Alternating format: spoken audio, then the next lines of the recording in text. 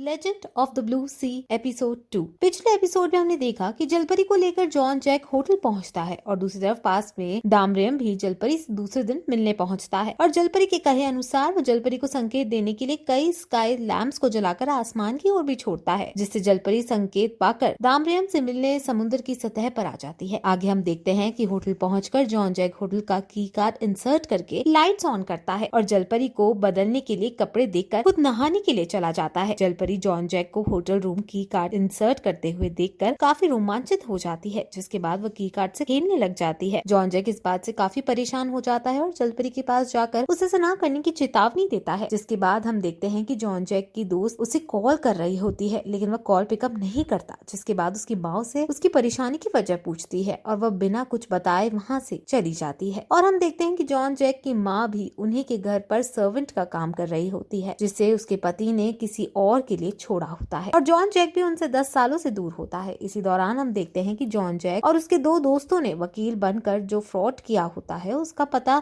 जेंग gene को चल जाता है और इस कारण उसकी बहुत बदनामी भी हो रही होती है। इसी कारण वह अपने आदमियों को जॉन जैक और उनके साथियों को पकड़कर लाने के लिए ऑर्डर देती है।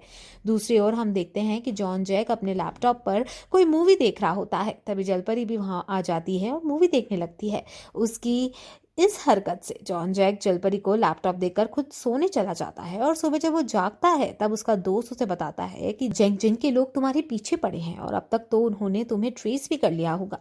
जॉन जैक ये जानकर काफी परेशान हो जाता है और अपना सामान पैक कर जलपरी को अलविदा कहकर होटल से निकल जाता है। लेकिन होटल के बाहर जब वह जेंग जिन के लोगों को देखता है तब वो वापस होटल रूम में आ जाता है और वहाँ से भागने के बारे में सोचने लगता है। कुछ देर सोचकर वह होटल की खिड़की से कपड़ों की रस्सी बनाकर निकल जाता है और जब जेंग जिन के आदमी वहाँ पहुँचते हैं तब वह पाते हैं कि जॉन जैक पहले से ही खिड़की से भाग चुका है। इसके बाद वे सभी उसका पीछा करने लगते हैं। जॉन जैक और जलपरी किसी तरह के जेंग जिन के लोगों को चकमा देकर निकल जाते हैं। कुछ दूर पर वह एक साइकिल पाते हैं, जिसके बाद जॉन जैक जलपरी को साइकिल पर बैठने के लिए कहता है और वो दोनों वहाँ से निकल जाते हैं। लेकिन जेंग जिन के ग्रुप का लीडर उन्हें पकड़ लेता है और जॉन जैक को अपनी गाड़ी में बैठाकर ले जाने लगता है और जलपरी उनका पीछा करने लगती है। जलपरी जेंग जिन के लोगों का पीछा साइकिल से कर रही होती है और जॉन जैक भी उन लोगों से प्यार से छूटने की कोशिश करता है, जिसमें वो कामयाब हो जाता है और जलपरी उस साइकिल पर बैठाकर भागने लगती है। जिसके बाद जॉन जैक एक सुरक्षित जगह पर पहुंचकर एक दोस्त को फोन करता है और उससे मदद मांगता है और वो उनके मदद के लिए राजी हो जाता है। जिसके बाद जॉन जैक जलपरी को लेकर अपने दोस्त के लिए एड्रेस पर पहुंचता है और वहाँ उपस्थित सभी लोगों से जलपरी को अपनी पत्नी के रूप में सबसे परिचित करवाता है और साथ ही वो बताता है कि ये गूंगी है, लेकिन इसके विपरीत जलपरी सबसे बातचीत करके अपना परिचय करती है। तब जॉन जैक आश्चर्यचकित हो जाता है और जलपरी को वहाँ से बाहर ले जाता है और उसे पूछता है कि क्या तुम बात कर सकती हो। इसके जवाब में जलपरी उससे कहती है कि तुम ही चाहती थी ना कि मैं बात करूं। वो उसे बताती है कि उसने बोलना सीखा उसी के लैपटॉप देने के कारण। उसी जॉन जैक के दोस्त उसे बताता है कि यहाँ एक इवेंट है और यदि तुम्हें पैसे चाहिए तो तुम्हें ये गाना गाना पड़ेगा, जिसके बाद तुम्हें पैसे मिल जाएंगे और जॉन जैक राजी हो जाता है। उसी शाम जॉन जैक के लिए गाता है और उससे पैसे भी मिल जाते हैं। जिसके बाद वो वापस होटल रूम में पहुंचता है। वहाँ पहुंचकर जलपरी उससे पूछती है कि तुम प्यार के बारे में क्या सोचते हो। तब जॉन जैक उसे बताता है कि ये किसी व्यक्ति के सामने खुद को समर्पित कर देने की भावना है। जिसके बाद वो जलपरी को सोने के लिए कहता है। जलपरी के सोने के बाद जॉन जैक जलपरी के चुराए हुए कंगन को उसे वापस कर देता है और ऐसा पहली बार होता है जब जॉन जैक चुराई हुई चीज को किसी व्यक्ति को वापस करता है। जिसके बाद जॉन जैक भी सो जाता है। अगली सुबह जब वे जागते हैं तब जॉन जैक जलपरी को लेकर एंड ऑफ द वर्ल्ड जाता है और जब वे दोनों वहाँ पहुँचते हैं तब जॉन सॉन्ग जलपरी को बताता है और ये दुनिया का अंत है। तब जलपरी उसे कहती है कि ये दुनिया का अंत कैसे हो सकता है, ये तो समंदर है। और तब जॉन जैक उसे बताता है कि बचपन में जब वो यहाँ अपनी माँ के साथ आता था तब उसकी माँ उसे बताती थी कि यहाँ एक बच्चा खो गया था और उसकी माँ हर रोज यहाँ आकर उसे ढूंढती थी। तब लोगों ने यहाँ पास ही में एक लाइट हाउस बना दिया था ताकि उसका बेटा लाइट का संदेश पाकर यहाँ पहुँच जाए, लेकिन ऐसा कभी नहीं हुआ। वे दोनों बातें कर ही रहे होते हैं कि तभी जेंग जिन के आदमी वहाँ पहुँच जाते हैं और जलपरी और जॉन जैक को सरेंडर करने के लिए कहते हैं। तब जॉन जैक उनसे कहता है कि तुम चाहो तो मुझे अपने साथ ले चलो, पर इस लड़की को छोड़ दो क्योंकि ये मेरे किसी भी काम में इन्वॉल्व नहीं है। तब जलपरी कहती है कि मैं तुम्हारी पत्नी हूँ और तुम्हारे साथ ही जाऊंगी। जिसके बाद जलपरी जॉन जिन को समंदर में कूदने के लिए कहती है, लेकिन जॉन जैक कहता है कि उसे ऊंचाई और पानी से डर लगता है। तब बिना कुछ सोचे जलपरी जॉन जैक का हाथ पकड़कर समंदर में कूद जाती है और हम देखते हैं कि जलपरी अब अपने असली रूप में आ चुकी है और वह जॉन जैक समझ जाता है कि जलपरी उससे प्यार करती है और फिर दोनों अपने प्यार को व्यक्त करते हुए एक दूसरे को किस करते हैं। अब कहानी पास्ट में जाती है और हम देखते हैं कि डामरियाम जब जलपरी से मिलता है तब वो जलपरी से दोबारा वही प्रश्न पूछता है कि तुम उस दिन जब बता रही थी कि वो कौन लड़का था जिसे जलपरी से प्यार किया था, तब वो उसे पूरी कहानी बताती है। वो बताती है कि बहुत समय पहले एक छोटा लड़का समुद्र के पास खेलते खेलते अचानक समुद्र में डूब गया था, जिसे जलपरी ने बचाकर समुद्र के तट के पास छोड़ दिया था और वो लड़का और जलपरी दोनों अच्छे दोस्त बन गए थे। चूंकि वो लड़का समुद्र में डूब गया था, इस कारण उसके माता पिता उसे समुद्र तट पर जाने के लिए मना कर रहे होते हैं, लेकिन वो अपने माता पिता से बहुत जिद करता है और इस तरह वो रोज समुद्र के पास जलपरी से मिलने के लिए जाता। परी भी समुद्र की सतह पर लड़के से मिलने के लिए आती थी। जैसे जैसे वक्त बीतता गया और दोनों बड़े हो गए, तब उन्हें एक एहसास हुआ कि वो एक दूसरे से प्यार करने लगे हैं। लड़का ये बात अपने घर पर बता नहीं सकता था और उसके परिवार वाले इस रिश्ते को कभी मंजूरी नहीं देते। इस कारण उसे मजबूरी में किसी और लड़की से शादी करनी पड़ी। अब नई शादी के पहले दिन ही उस लड़के ने कुछ नहीं सोचने के कारण समुद्र में डूबकर जान देने की सोची और वह समुद्र में डूब गया। लेकिन जलपरी सही समय पर वहाँ पहुँच जाती है और वो लड़के को बिना कुछ कहे देखती रहती है और यही वह समय था जब वह लड़का बिना कुछ बोले जलपरी की भावनाओं को समझ गया था और फिर वे दोनों एक दूसरे के प्यार को व्यक्त करते हुए किस करते हैं और जलपरी से दोबारा समुद्र के तट पर सही सलामत छोड़ देती है। अब वर्तमान में यही घटना दोबारा जॉन जैक के साथ दोहराई जाती है। जॉन जैक को जलपरी सही सलामत समुद्र तट पर छोड़ देती है और जब वह होश में आता है तब वह पाता है कि उसके हाथ में वही कंगन है जिसे उसने जलपरी से चुराने की कोशिश की थी। इसके बाद जॉन जैक वापस अपने शहर के लिए रवाना हो जाता है, लेकिन उसके मन में कहीं न कहीं जलपरी के ख्याल घूम रहे थे। अब अपने शहर पहुंचता है तो वो अपने दोस्तों से मिलता है और इसके बाद वह जेंग जिंग की तलाश में लग जाता है। और दूसरी ओर हम देखते हैं कि जलपरी, जो कि अब इंसानी भाषा में बात करना सीख चुकी होती है, वो टूरिस्ट और समुद्र में शिप से यात्रा कर लोगों से इंसानी भाषा में बात करती है। तब सभी लोग आश्चर्यचकित हो जाते और काफी डर भी जाते हैं और अब जलपरी ये निश्चय भी कर लेती है कि वो जॉन जैक से दोबारा मिलेगी और वो शहर की ओर रवाना हो जाती है। इसी के साथ इस एपिसोड की समाप्ति होती है। आगे आने वाले एपिसोड्स में हम देखेंगे कि जलपरी शहर में पहुंच पाती है या नहीं, क्या वह शहर जाकर जॉन जैक को ढूंढ पाती है। इन सभी सवालों के जवाब मिलेंगे आपको हमारे आने वाले एपिसोड्स में। क्या होगा ये जानने के लिए हमारे साथ बने रहिए।